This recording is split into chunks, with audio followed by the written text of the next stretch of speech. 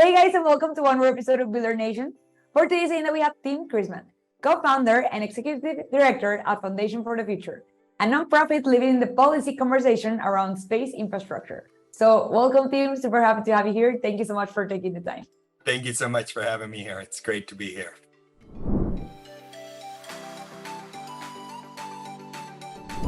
Glad to. So, as you mentioned, I run the Foundation for the Future. This is a nonprofit that's really all about making space boring enough to be real. Right now, the vast majority of people in the world look up into the night sky and it's a sense of awe and wonder, and this is throughout humanity's history. We've looked to the stars for our gods and our demons and our inspiration. And for the first time, we have a chance to actually be a part of that. But for most people, they associate space with something better or bigger than them. If you want to be an astronaut, you almost need to win a gold medal before you can even try out.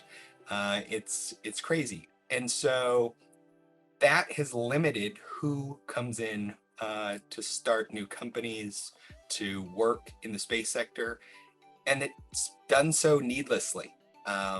If somebody is good at just about anything other than maybe making baskets, they are needed to make the space sector vibrant. And so we're trying to demystify and make space normal.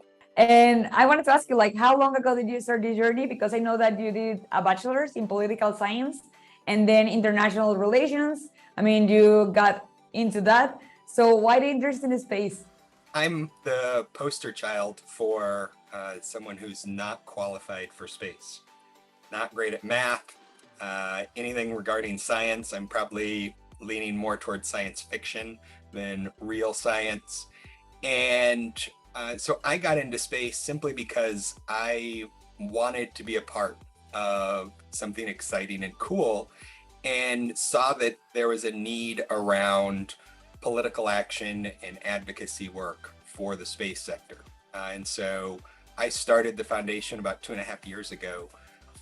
And what we do in no small part is design new policies and regulations and laws to help make space more accessible, to help the government incentivize more companies being created, and not make everyone so dependent on a few billionaires or government contracts.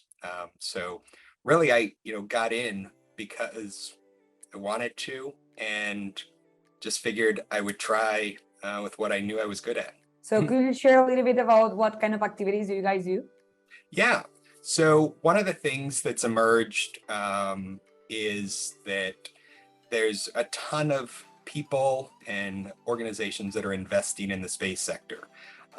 Individually, they may not make more than a $10 or $20 million bet on the sector at large or any single company, but together they represent billions of dollars of investment capital, far more than these billionaires or any single government is putting in to making space real. And so we saw that this voice was not being heard, not recognized, and not speaking coherently. It's dozens or hundreds of smaller institutes trying to make change happen. And so we launched the Association for Space Finance with the intent of organizing that voice, the voice of the space investor, and delivering that voice to the US Congress and policymakers around the world. We're starting here in Washington, D.C., because as you mentioned, my education is in US political science, but we have extensive ties throughout Europe and Asia, trying to connect with like-minded organizations and governments so that any policies we're advocating for or designing, are not US specific. They can be tried anywhere, they can be applied anywhere. And that's really our goal. Wow, that's super interesting.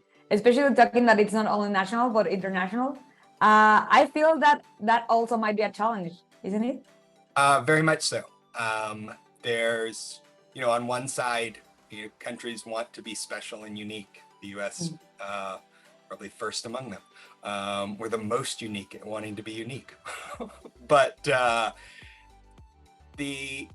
just the rules that are at play across different countries in some cases are staggering. And so that's forced us to really go back and look at what is actually needed and go back to first principles instead of saying, oh, this program run by this agency in this country needs to be changed.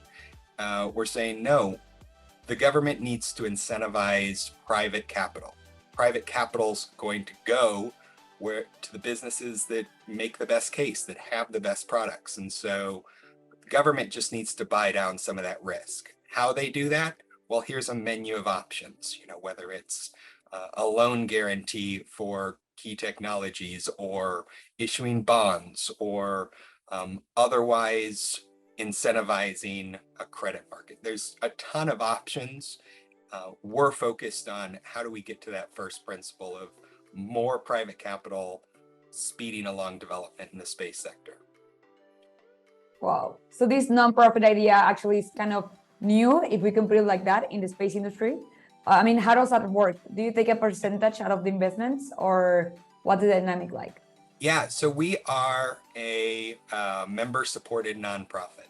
And so what that means is organizations and people who support our mission and want to be a part of the network pay a membership fee to join.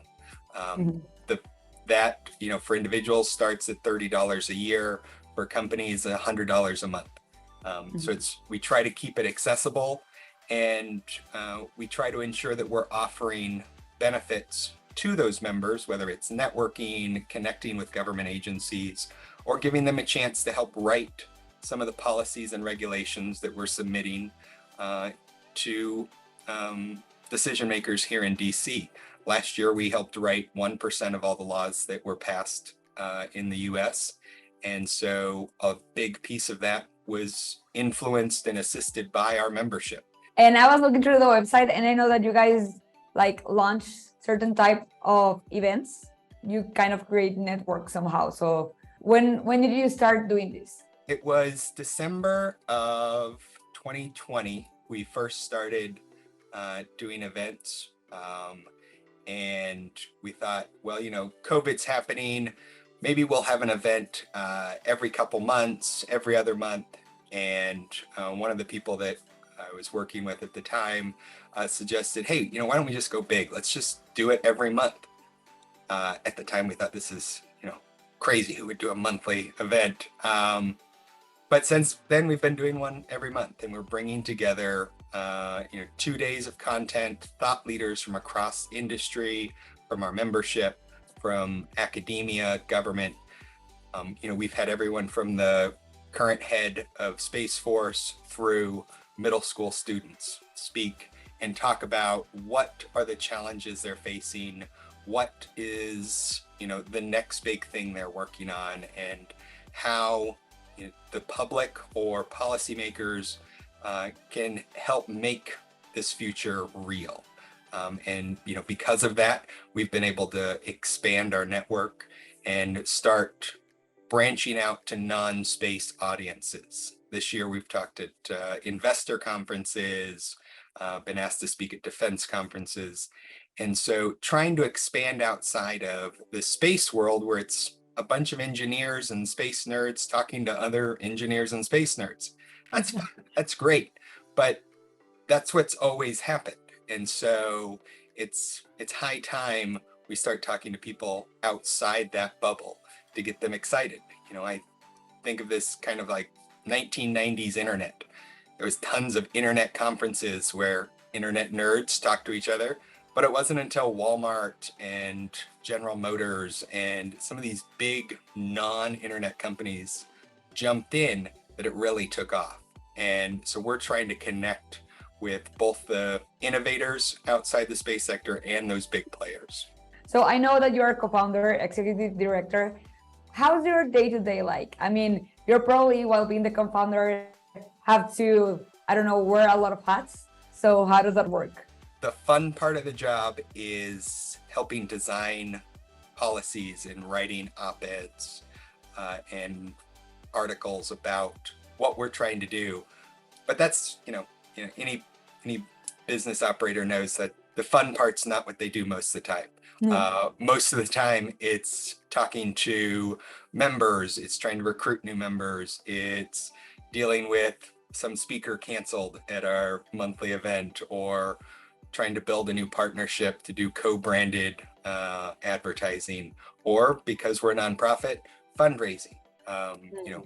Donors do get a tax write-off, but unlike with a lot of startups, when they go to fundraise and sell equity, we're selling access to an idea. And in many ways, that's a pretty hard sell for fundraisers. When you're looking to invest versus donate, it can be a hard sell. How did you start the nonprofit? With how many people? And how many people do you currently have now on the team, or who's in the board with you? Yeah, so it started, it was just me and my co-founder Lila, and we've grown to, there's 6 of us now, fully virtual, spread from Washington State to Florida, and we've got an incredible board that really brings a nice mix of expertise in the space sector, in government affairs, in oil and gas, in finance, in public relations. It's been exciting to watch the board grow from people who knew Lila and I when we started to really world-renowned, high-caliber executives from across multiple industries. So let's say that I want to get involved.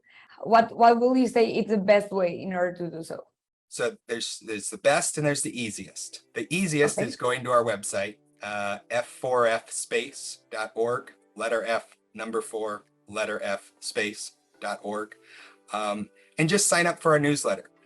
Once a week, I write what's been going on over the past week and what's coming up, and it lets you plug in, see what's going on, and just about every week I mention some way for people to get involved, whether it's answering a poll or giving their thoughts on what sort of thing that we should be talking with Congress about. So that's the easiest. That's free. You get what a lot of people call an entertaining email once a week. It's just me writing down whatever I feel like writing down every Sunday. But so that's the easiest. The best is connecting with me and sharing, what are you good at? What is it you're passionate about doing? And then let's connect you to space. There's a need for it, and let's figure out how to plug you in.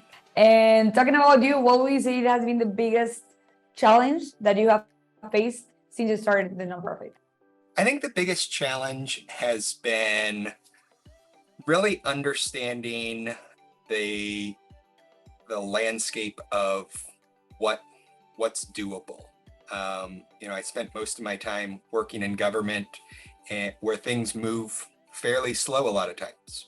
And so once I started the foundation and saw that the pace of business is a lot faster, it was at times a challenge to realize that I need to be adapting to what's coming in as fast as it comes in, and that holding on to a position or an idea or a product too long is as sure a way to die as closing all our bank accounts. And so I think that's been really a critical lesson, and something that going to be applicable wherever I go, that holding on too tightly to something is a sure way to make sure you don't succeed. And one of the last questions, what will you say is the vision for this organization? Let's take it from 5 years from now on. Looking out, we want to be the organization that people think of when they say space finance. When there's a politician from a state that is looking at making a new spaceport and they are thinking about how to finance that, we're the organization that comes to mind. Not because we're gonna, they're gonna contract with us or anything else, but because we've demonstrated we have the expertise and the network to connect those people that are actually financing the future with the people who are building it. That's, 5 years out. I don't want to get too granular because then people will say I'm wrong. So I go broad and big. I think it's great. I mean, I think what you guys are doing right now, it's kind of like the path in order to get there. So congratulations on that. And last but not least, do you have any advice for future entrepreneurs or people starting on this path? Yeah, I think the biggest thing is just go. I started the foundation, sitting right here. This is the basement of my house, and because I realized I was waiting for somebody else to act, and I didn't like that. I didn't want to be dependent on someone else to make my future, and so started the foundation just to give it a go. And you know what? If it works, great. We've been able to help the lives of people. If not, great. I was, able to learn, grow, evolve, and that's the same for any entrepreneur. Waiting till somebody else gives you permission to go, it's never going to work out.